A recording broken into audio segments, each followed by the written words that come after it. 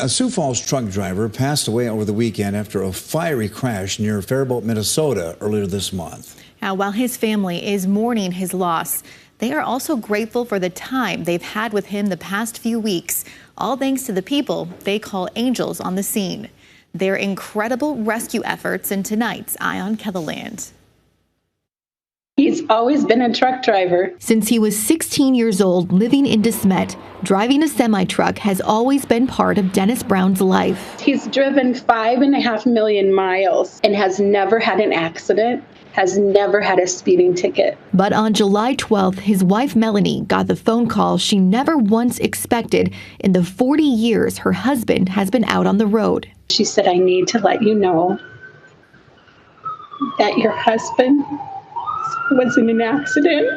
Just after noon, Dennis and another semi-truck crashed into each other in a construction zone on southbound I-35 just north of Faribault. The severity of the crash quickly catching the attention of other drivers. They called 911 and said there had been an accident. And they drove across to the other side and ran to see if they could help. And someone had just said, "We're pretty sure that who's ever in that truck is probably gone." And she walked up to the truck and she heard him screaming for help. And she said, "This person is alive. We need to help him." The call for help was answered by many other drivers parked behind the crash scene on the interstate. Those were people that didn't even know my husband, and they came running from every direction. They were the angels that saved him. I could see that there were people that were trying to get the driver's door open and that there were flames showing and everything else. Rice County Deputy Nathan Hansen was the first responder on the scene. He quickly learned Dennis was trapped. I remember him saying that he could not get out. I remember somebody telling him that he needed to get out, and he's saying he can't. Deputy Hansen worked with the team of Good Samaritans on the scene to get him out. One of them located a pry bar and was able to pry the driver's door open.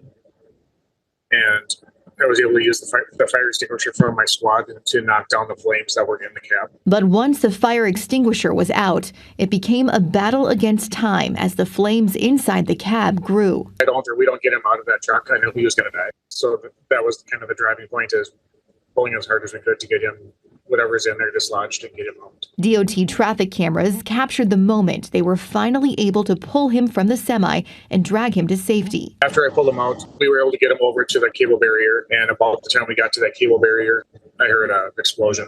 Seconds after pulling him out, you can see the cab of Dennis's semi erupt in flames. There was hardly any time to spare. If those women hadn't called the 911 as fast as they did, if the sheriff didn't respond as fast as he did, if those people hadn't started chipping at the door when they did and people came to his rescue, it would have turned out totally different. Thanks to the quick actions of so many, Dennis was flown to the Hennepin Healthcare Burn Center. I just asked her if I could hear his voice. Can I talk to him? And she just said, "Just a minute," and she handed him the phone and he said, "Hi, honey." But after 4 surgeries, the strain became too much for the 79-year-old who passed away Friday after weeks of fighting to recover. The important thing is that his family had a chance to say goodbye. Conversations and special moments spent together that now mean the world to his wife, 3 kids, and 7 grandchildren, all thanks to the interstate angels who helped pull Dennis to safety. For these people to come to the rescue of a total stranger, that man named Nathan risked his life to reach in there and pull him out. I just can't say thank you enough. We are so truly grateful for what they did.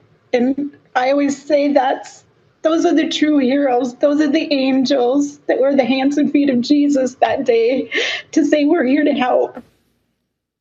So incredible. The Brown family, they're hoping to have all of those interstate angels who helped rescue Dennis come to his celebration of life at Gloria Day in Sioux Falls on Friday, August 11th, all for a chance to be able to thank them in person.